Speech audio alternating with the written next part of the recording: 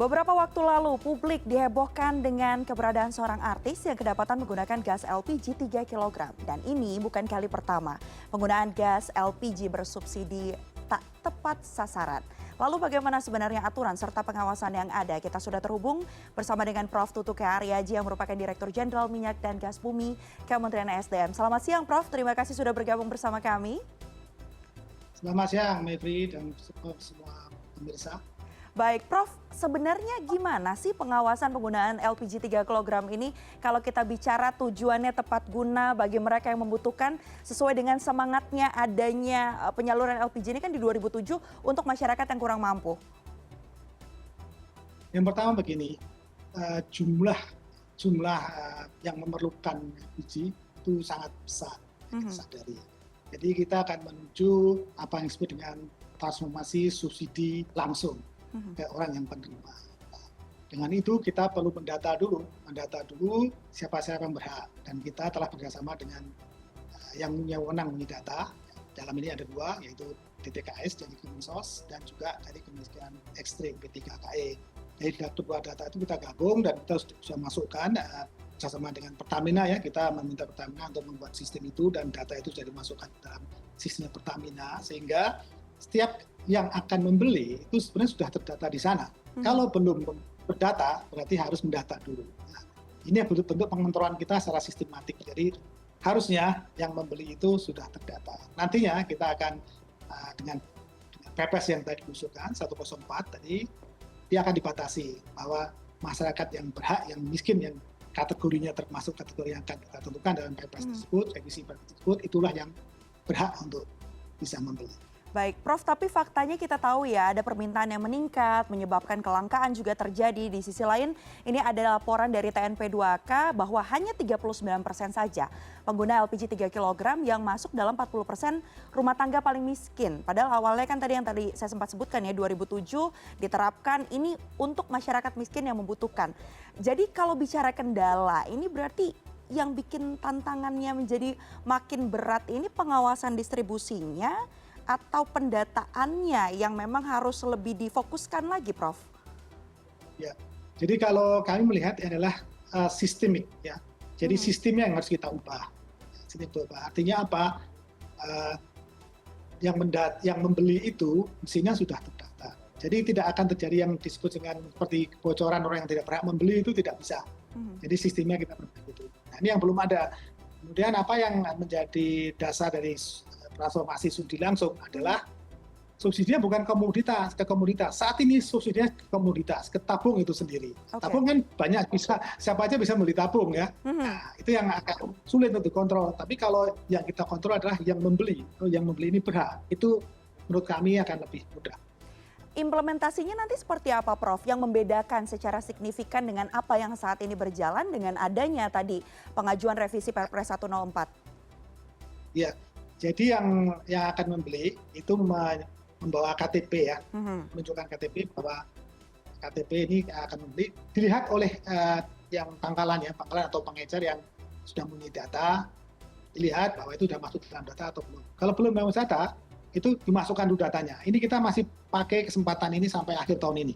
Setelah itu tidak ada pendaftaran lagi. Jadi untuk memperbaiki data. Saat ini sudah terkumpul 161 juta NIK. Kita lihat di sana. Nah, dengan revisi nanti kemudian selanjutnya tahap depan adalah apa? Dengan revisi Perpres itu selesai, nanti bisa dikategorikan istilahnya kita dengan desil, ya. Desil dari 1 sampai berapa yang berhak bisa membeli berdasarkan income. Nah, nanti kita bahas bersama income berapa yang berhak menerima atau bisa membeli LPG ini.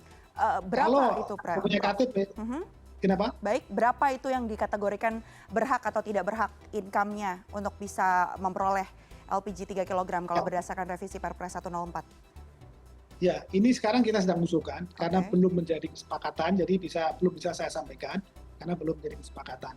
Nah, tapi sudah ada konsepnya, tinggal kita merubah sedikit saja berapa desil sampai 1 sampai berapa yang bisa berhak beli. Nah, jadi kalau membeli dengan KTP, ya, ditunjukkan IK-nya, nanti otomatis kita tahu bahwa ini berhak yang bersangkutan, yang membeli ini berhak atau tidak.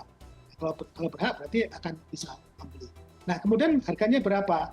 harganya otomatis langsung ke diskon harga subsidi, ya, harga subsidi ya.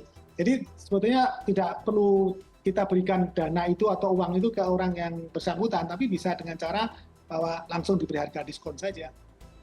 Yang demikian, ya, saya kira kita bisa akan betul-betul kontrol, yang berhak adalah yang menerima. Jadi saat ini kita tahu ada di berbagai tempat itu tidak tepat sasaran, ke laundry misalkan sampai sekian besar membeli, kemudian juga UKM yang tidak masuk dalam kategori yang kita sebutkan di dalam aturan kita itu juga membeli dengan banyak. Nah, itu tidak mungkin terjadi lagi.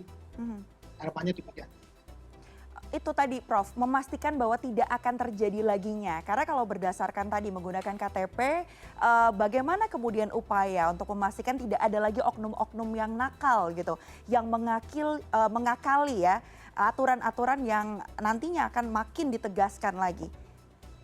Ya, jadi kita tidak melihat celah. Kalau misalkan sampai masuk KTP, kan ada juga di dalam daftar sana bahwa ini sudah ada KTP-nya di sini. Jadi saya kira celahnya saya juga tidak melihat celah, karena kalau dia membawa kartu identitas diri, tunjukkan bahwa nanti di dalam sistem kita, di sistem yang sudah masuk dalam sistem informasi itu, nanti akan mengkategorikan NIK ini masuk desil mana, masuk sudah termasuk yang tidak perlu diberi bantuan itu karena sudah cukup penghasilannya, jadi tidak perlu diberi, otomatis itu akan masuk dalam sistem. Jadi saya pikir sebetulnya tidak ada celah, bagaimana kecuali dia apa artinya memasukkan data dan sebagainya. Tapi sampai di sini datanya kita kontrol. Data itu yang berasal dari data P3KI yang kita pakai. Oke, karena kalau kita bicara sanksi, memang sanksi yang diberikan baru sebatas sanksi sosial ya Prof ya, terutama untuk mereka-mereka yang kemudian mendapat sorotan gitu di publik.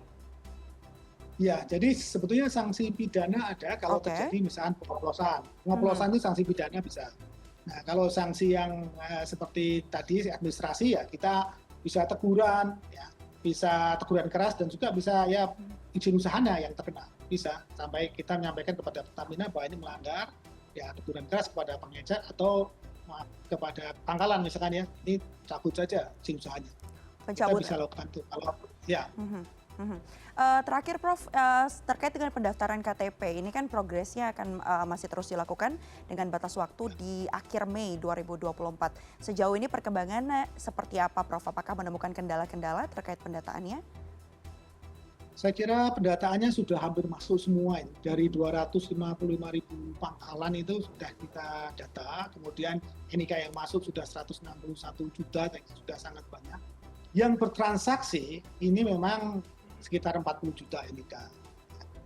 Ya, jadi sudah bisa membeli lah dengan cara sistem itu. Jadi sistem sudah jalan.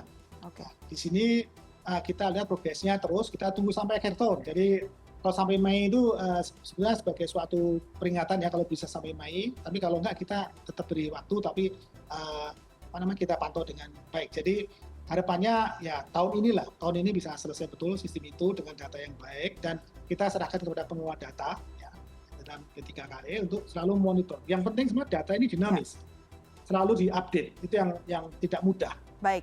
Jadi Kementerian SDM sebenarnya tidak mempunyai perangkat, tidak punya orang untuk mengelola data yang dinamis ini. Jadi kita serahkan kepada yang berwenang untuk mengelola data ini. Karena misalkan tahun ini masuk miskin, tahun depan sudah tidak miskin. Nah, demikian harus diupdate atau sebaliknya tahun ini menjadi miskin. Demikian. Idealnya memang gas atau LPG bersubsidi 3 kg ini bisa benar-benar digunakan bagi mereka yang membutuhkan ya sesuai dengan aturan yang ada. Dan adanya penyaluran yang tidak tepat guna ini sangat disayangkan terjadi. Terlebih lagi kita lihat kondisinya juga kadang terjadi kelangkaan terhadap gas LPG 3 kg ini. Kita sama-sama tunggu solusi yang tadi dipaparkan oleh Prof. Tutuka untuk bisa benar-benar diterapkan dan diimplementasikan di Indonesia. Terima kasih banyak atas waktunya kepada Dirjen Minyak dan Gas Bumi Kementerian SDM Prof. Tutuka Aryaji sudah bergabung bersama kami pada siang hari ini di CNN Indonesia Connected. Sehat selalu Prof. Terima kasih banyak.